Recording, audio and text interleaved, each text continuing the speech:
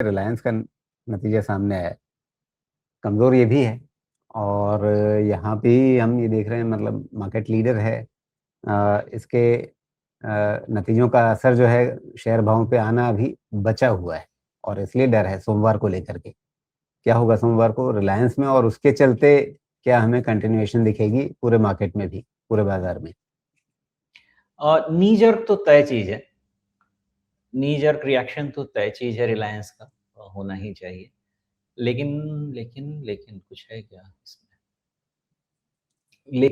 लेकिन यही है कि अच्छा नहीं है।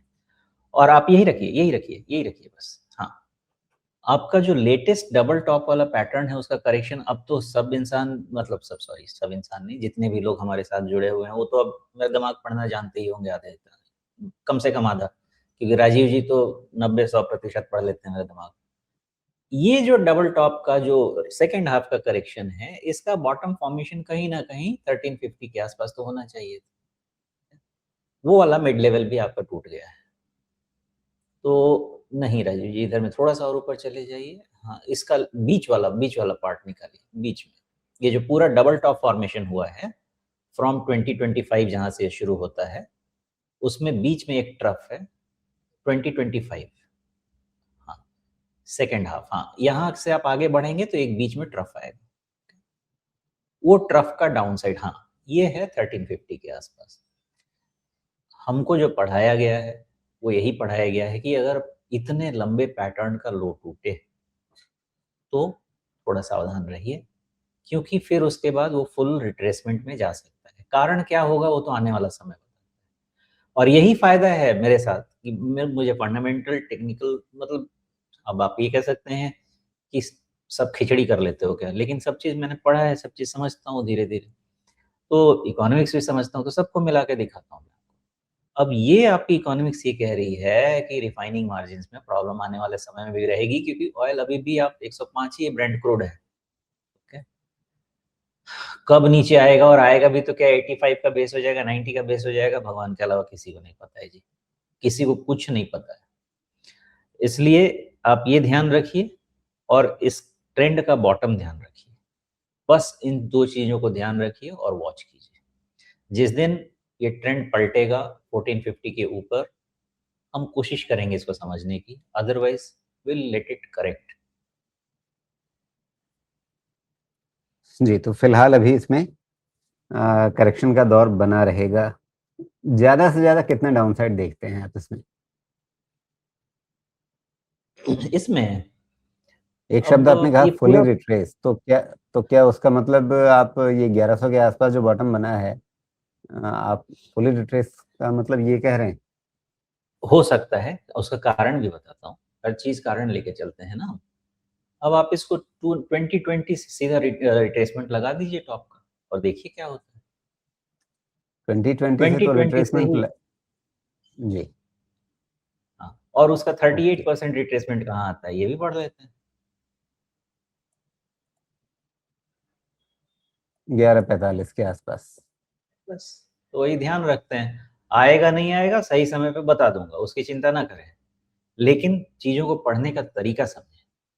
हम यहाँ पे इसीलिए मिले हैं कि आप चीजों को समझें कैसे। बाकी तो आपको सुनना है कि मैंने ये इतना पैसा मेरे कारण तुम्हारा बन गया, तो है ना उधर में बिजनेस चैनल, सुनिएगा। हमारे कारण आपको सिर्फ दिमाग में अच्छी चीजें समझ में आएंगी। इस चीज में यही कहता है कि इसकी पॉसिबिलिटी ओपन है।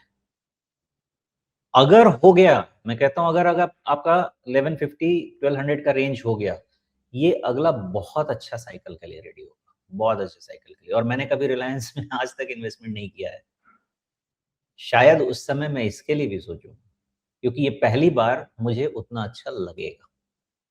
लेकिन उस समय देखेंगे, अगर हो गया तो ये बहुत अच्छा है, नहीं हुआ तो फिर जब रिवर्सल आ जाएगा या कोई अच्छा क्वार्टर आ जाएगा तो फिर इसको समझते हैं।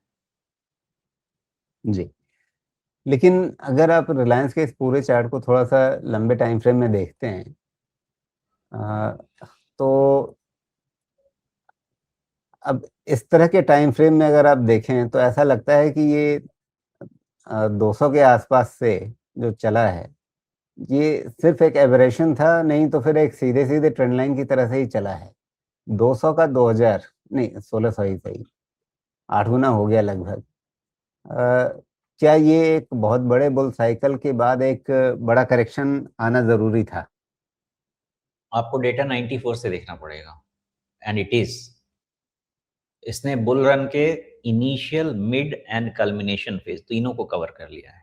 देखिए, देखिए बुल मार्केट के 3 फेजेज़ होते हैं, फॉर्मेशन, इन जो आपका मिड फेज़ होता है, जो बढ़ता है, और लास्ट यूफ़ोरिया। आपको इसमें 2010-11 तक फॉर्मेशन मिलेगा, 2020 तक रन मिलेगा और 2020 के बाद यूफ़ोरिया मिलेगा। ये सारा चीज़ कवर हो गया है, जो कि हम एक लंबा प्राइमरी ट्रेंड पढ़ते हैं 30 साल, 20 साल, 25 साल का, और इसलिए इसका सेटल डाउन होना बहुत ज़रूरी है। और ये सेटल डाउन अगर 1600 की चीज़, क्योंकि देखिए ऐसा तो नहीं है कि वही सेल्स और बेस रह गया है जो 94 में था, तो हम ये थोड़ी बोलेंगे भैया फिर से 200 देखते हैं, नहीं।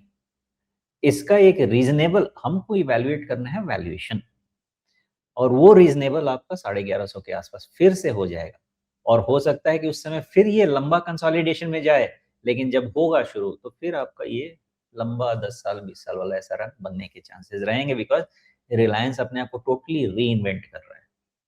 O2C के बियॉन्ड, ऑयल टू केमिकल के बियॉन्ड टोटली रीइन्वेंट कर रहे हैं, तो चांसेस रहेंगे। अब इसमें रहे या स्प्लिट होके जो नई बिज़नेसेस बने उससे बने, बट चांसेस रहेंगे। जी। और इवन O2C बिज़नेस जो है, ऑयल टू केमिकल, अब उसको लेकर के भी मतलब बीच में जो एक धारणा बन रही थी कि अब तो क्या है, तेल में बचा हुआ, तेल तो खत्म हो रहा है, तेल का समय बीत गया, अब सब कुछ रिन्यूएबल से होगा, एनर्जी से होगा। लेकिन दूसरी तरफ जो इस बाज़ार को अच्छे से जानने वाले, समझने वाले लोग हैं, वो अभी भी बता रहे हैं कि भाई 30 साल कहीं नहीं गया तेल, 30 साल तक आपकी तेल पे डिपेंडेंसी ऐसी रहेगी। थोड़ी-सी समझ को ठीक करते हैं। कोल, ऑयल, ये 2 जो आपके एनर्जी सोर्सेज़ हैं, ये अगर मिला दें तो अभी भी ये more than 85% of total source of energy contribute करती है। तो किस महात्मा के हिसाब से ये सोर्स ऑफ एनर्जी खत्म हो जानी चाहिए? नहीं हो सकती। 85% हमारा अगर डिपेंडेंस इस पे है, नहीं खत्म हो सकता। क्या हो सकता है?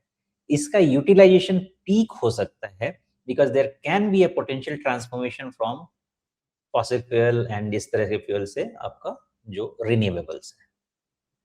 लेकिन वो जब तक वो कंपोनेंट आपका 50% नहीं आ जाए, इनके खत्म होने का सवाल नहीं है। हो सकता है बिकॉज़ इंसान जागरूक हो रहा है, कुछ लोग जागरूक हो रहे हैं, कुछ लोग विध्वंसक हो रहे हैं, जो बड़े लोग हैं।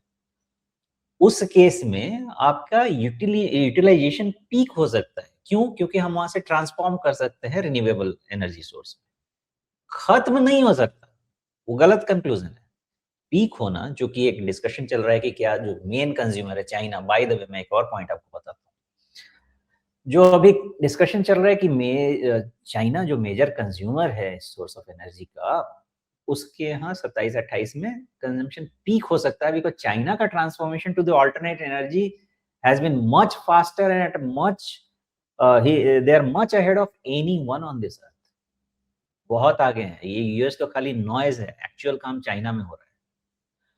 तो उस केस में हो सकता है कि आपका यूटिलाइजेशन पीक हो जाए, बट यूटिलाइजेशन हो सकता है 20 साल, 25 साल, 30 साल और चलती रहे, ज़ीरो नहीं हो सकता, वो पॉसिबल नहीं है।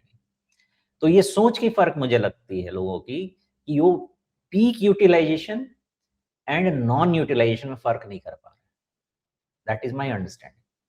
खत्म नहीं होगा।